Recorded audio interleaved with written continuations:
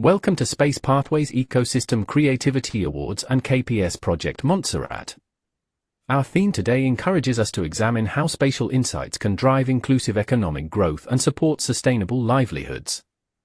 The SPECA KPS project brings cultural intelligence, global education partnerships, and lived experience with indigenous generational and community knowledge, while LRR Geospatial Consultancy offers technical precision and professional expertise in GIS, data, and spatial planning.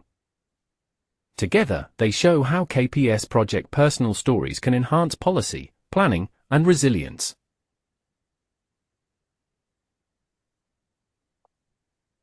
Hello and welcome. I'm really pleased. Today we have Dr. Gertrude Schott from the KPS project, and we have Laverne Rogers-Ryan from LRR Geospatial Consultancy. Good day to you both. Good day. Excellent, excellent. Laverne, let me come to you first. How can GIS be used to map not only land and resources, but also the cultural and social histories that define communities, helping to preserve identity and inform sustainable planning? Okay, good day, Rudy. Thanks for having me. So as you mentioned, GIS is not only a tool for mapping land, but it's also a powerful technology for capturing cultural memory. So for example, GIS can be used to record the locations of historical sites.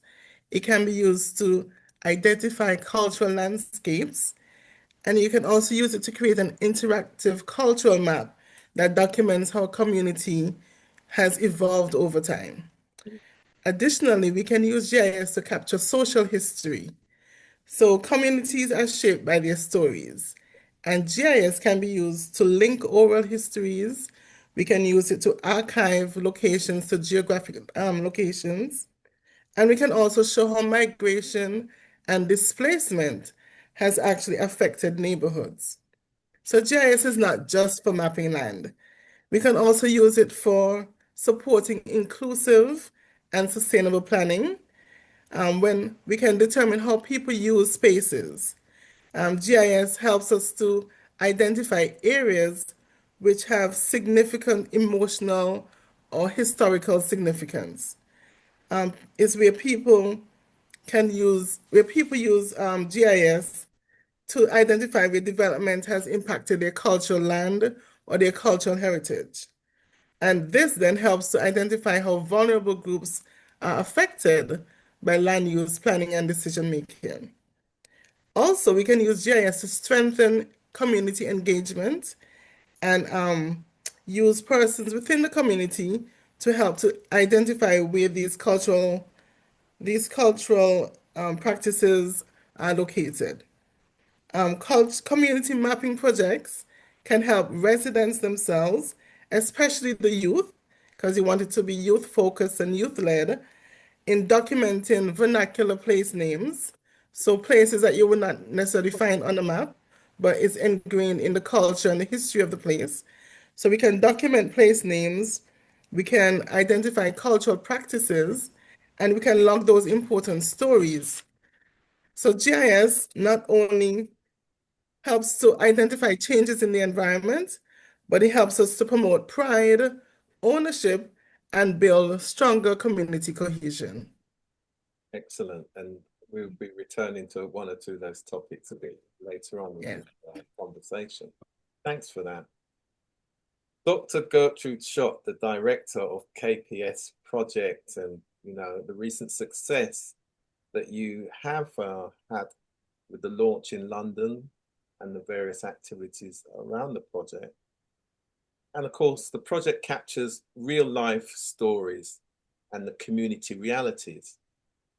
How can these lived experiences become spatial insights that help educators, governments, businesses, researchers, and local leaders plan more effectively, particularly from an educational perspective in the future, which of course contributes to the wider well-being of communities? Thanks, Rudy. I'm glad you said specifically from an education point of view, because that's the heartbeat of KPS, education. Also at its heartbeat, we have creativity and we have innovation. And when you put all those together, you see why KPS focuses like what it is. And I'm happy that Laverne mentioned that wide spectrum that GIS covers, because so many of us are of the opinion that GIS has to do with going up into rockets and space and everything like that. So I'm really happy that Laverne aptly described the breadth and length of what GIS can do. And that's why KPS fits so neatly into it, because when you look at the focus of education, what KPS is doing is not only looking at the formal education, KPS is also looking at informal education, non-formal education, and traditional education.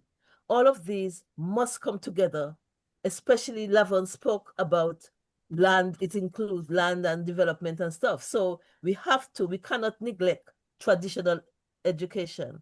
So for KPS, that's the whole spectrum: formal, non-formal, informal, and traditional education to help to map where we are going. And I really like the word mapping. I start using it since we met with Laverne. So the key aspects of space education: hands-on learning for KPS, real-world connections, teacher development,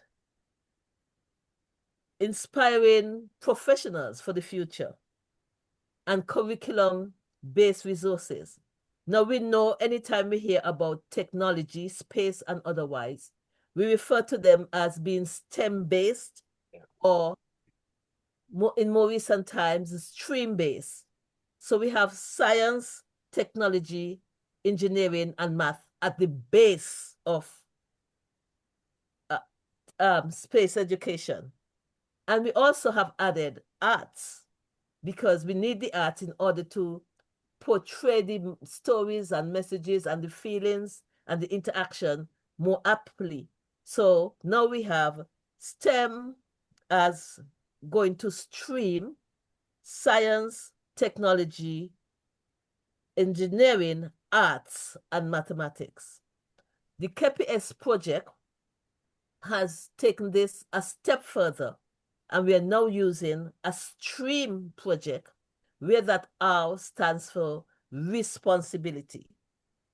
So the idea behind that, based on our motto and our values and our belief, we cannot effect them properly or engage fully without a sense of responsibility, a sense of agency.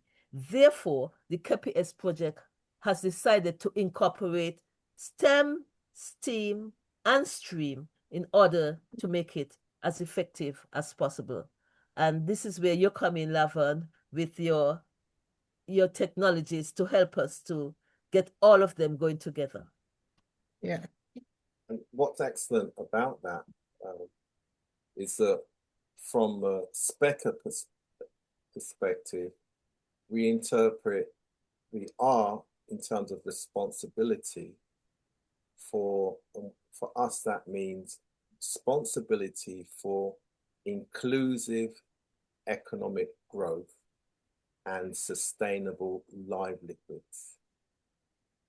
That's the responsibility as we enter this digital world and integrated. So Montserrat is the first country that that's part of what's called the Caribbean Digital Transformation Zone.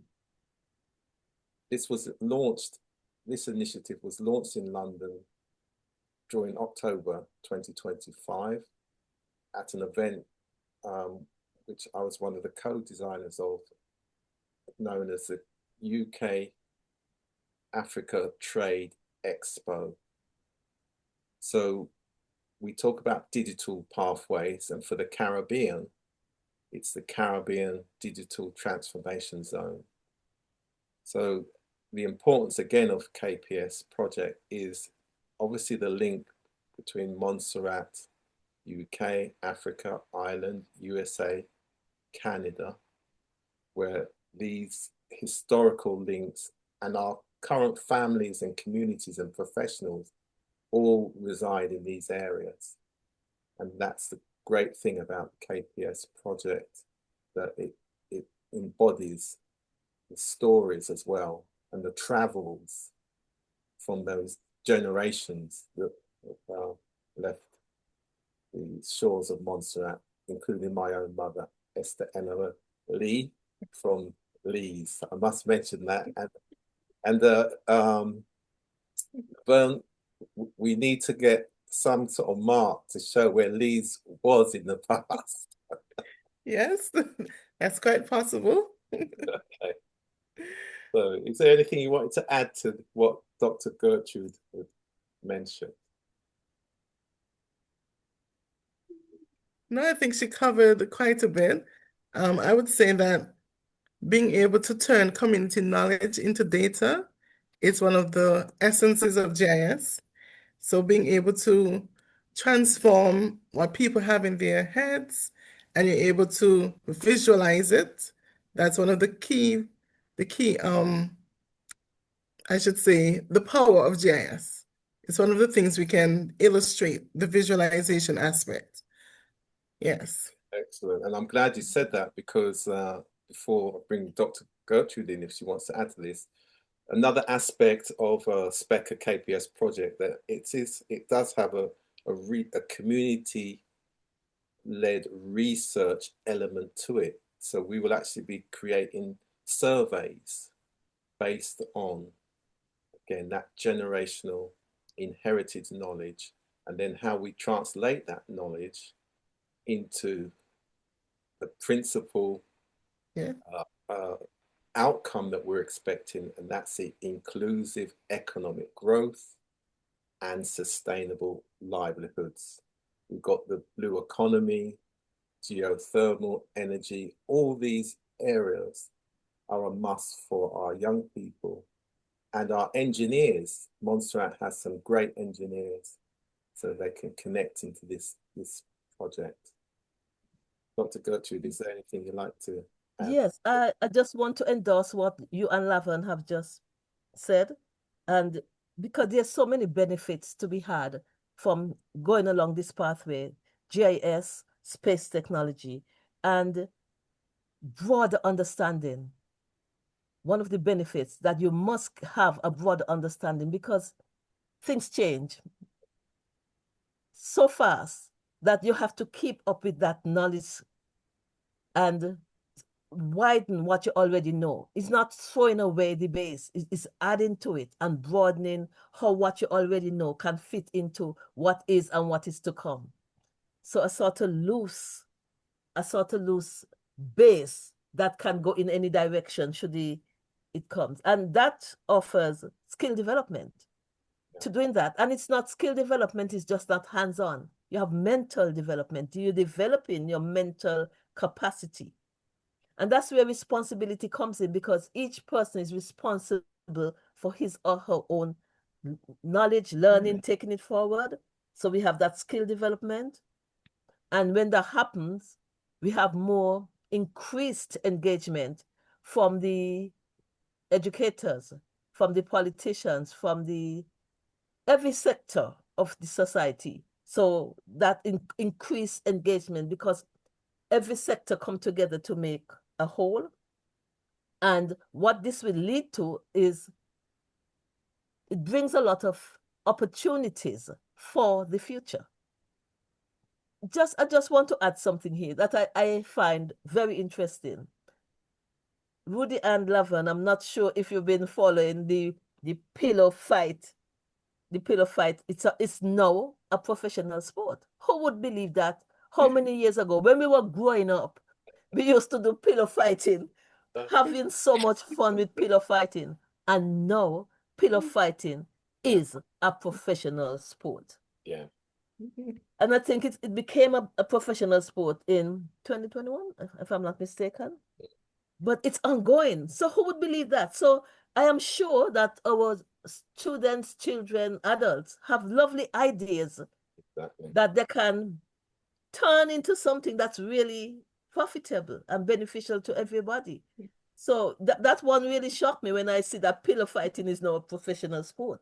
So, and that is why, for that very reason, KPS has chosen creativity over dependency. We want to make sure that creativity have all the reins necessary. We just let it loose. We don't want to put a bar on anything. We just let creativity run loose. And when that happens now, we have a buildup of self-worth. We have a buildup of self-development. And self-worth and self-development will ultimately lead to national development. And that's what we want. And national development needs sustainable answers, sustainability answers. How can we sustain what we have? And that's the operative word here. So although it may begin as a simple idea, as it progresses from personal to communal to national, sustainability will be addressed as we go along. So I really like that we can benefit from it's not an idle. The SPECA KPS project is not just words. There's so many benefits to be had, and maybe later on I'll speak of something else. But yes, Rudy. And another important aspect, just to build on what you've just been saying, Dr. Gertrude, the mechatronics is an integral part of the KPS program. So we're talking about mechanical engineering, electronics, and software. All of these things are important to the broader digital ecosystem. It links to agriculture. And, you know, there's machinery everywhere. We've got community engineers. We've got people who can build anything from anything, then motorize it. A control panel can be added to it, and it can, again, enhance people's lives. It can translate, you know, redundant machinery into something productive. And we just have to be creative. And no doubt there are people with some great ideas. And again, with the collaboration, with this skills, knowledge sharing, and knowledge mobilization approach that SPECA KPS has, it shows that it's the opportunity for inclusion for all is there. Another initiative which is unique to KPS in particular is the digital backpack. So again, we will be using the digital system so that, you know, young people, their parents and educators, through their phones, through their computers, will be able to access the micro learning. And you know, again, the digital backpacks for our young people, they're all carrying phones around. Our young adults as well, our parents, they're all carrying, our grandparents are carrying. So there's a lot of information, early warning, communication. So the contribution that integrating these systems together that can make to individuals and families' lives is immense. It really is. You know? And I don't see why we can't have a sponsored SPECA KPS competition every year for the most creative project that addresses the issues in the neighborhoods, in the communities where young people live, and teachers and communities. Because we always say about professionals and the community, at the end of the day, whether you're a professional or not, we're still part of the community. We're all part of the community. So the professionals are the community, and the community are professionals. So this is a unique project for the Caribbean, and it's great that Montserrat has birthed such a project led by all those KPS, generations of KPS people led by Dr. Shutt. Maybe this is a good time to speak of Thomas Christopher. Absolutely. Dr. So we Go ahead, want Judy. to talk about earth sciences and the Yes. importance of it. So I'll hand over to the both of you just to give the perspective on that. Laverne, go ahead, tell us about earth science, and then I will introduce. Okay. Okay, so GIS, because GIS is Geographic Information Systems, right? And it combines expertise, local knowledge, and community-centered research. And this can help us to illustrate how geography, culture, the environment, and our livelihoods intersect. So the data now becomes a tool that can help us with resilience and renewal. And being in Montserrat and knowing how our landscape is, GIS is very important. We're able to utilize GIS to tell stories of sustainable livelihoods. So what people would have traditionally done with farming, where they went to farm, or if they're doing fishing, the secret areas that they would have gone to get the good fish. All of these are now we're able to map them and align them with those traditional practices and then utilize them for modern sustainability. Also, GIS can also use, you can also use GIS to identify gaps. So you see where things are and you also see where things are not. So you're able to identify those gaps and we understand what affects our economic opportunities. So then you can use that to propel to say, okay, we need to focus more in this area because that can help us benefit greater. Also, GIS is a pathway for careers. I would love to see more people in the geospatial field. And by doing those community-led mapping activities, you can spark the interest, allow persons to realize that, yes, you can have a career in GIS. And then that would also help us to impact our communities and make it even better for persons who live within the area. So yes, we're transforming lives and transforming futures. Excellent. I'm happy you said that, Laverne, because I may not make a career in GIS, but I'm certainly interested in getting involved in GIS. Yes. I'm really, really interested. And I'm happy you are on the ground. Dr. Thomas Christopher is also on the ground with his earth sciences. And I'm particularly pleased to have Dr. Thomas Christopher on board because the understanding of natural hazards so very, very important. And he understands that and he can communicate that knowledge to students at whatever level. So with you and with him, we can form a team, a strong team to show not just the importance of GIS and earth science, but the importance of sustainability and livelihood. Because without sustainability and livelihood, these things, that's what they're there for, to promote, to extend, to make sure that they be sustained. So sustainability and livelihood. Yeah. I like the connection to GIS and earth science. So I'm hoping that you and Dr. Thomas Christopher would have some dialogues around that and then get Ruby and I involved. We do work closely because GIS applies to every sector. So we do apply to disaster management as well, where we map, for example, flood-prone areas, hazard zones, evacuation routes, all these things all intertwine. So it's all blended. We're working together. Good. That sounds nice. Right. Just before we close off, I'm going to ask you both for your final thoughts.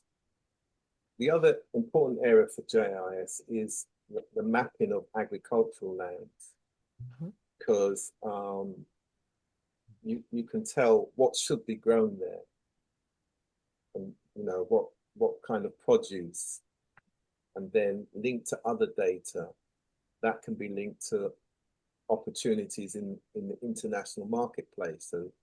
So produce can be produced for local production, but most importantly, to find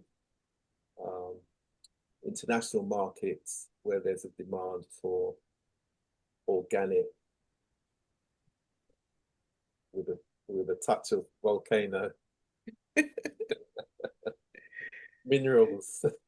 Yes. So again, it's however creative, and we will find creative people. I think once their communities and individuals are given the data, the information, they will, you know, they will proceed from there. All right. So, Laverne, give us your final thoughts before I end the program with Dr. Gertrude.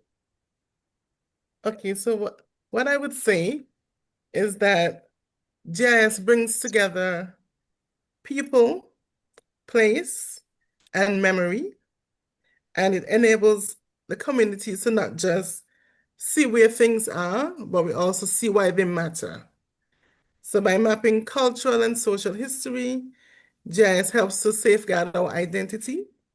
It helps to guide responsible development, and it ensures that the future planning, whatever we do, however we plan for the future, it honors the past while supporting that sustainable growth. Ah, that's nice. Yes. Yeah. Dr. Gertrude, final words. Final word. Again, I'm going to put creativity back on the spotlight because I realize that that is really the ideas that come forth. That's what we are going to develop. But we have to look at creativity in the context of innovation, because if we have all these wonderful ideas and we don't have innovation, what happens? So I'm encouraging for creativity, people to stretch their imaginations. Just think, express, look for concepts, try to problem solve, anything to do with a creative brainstorm. You could brainstorm any creative process. But alongside that, I would like to see a lot of innovation. And the innovation would be the process that we go through, the doing, the action, the implementation, enabling people to do X, Y, or Z, and looking at the project and measurable. How do we assess what we are doing? So because we do not want to separate creativity from innovation, I have already seen that GIS is really important for this.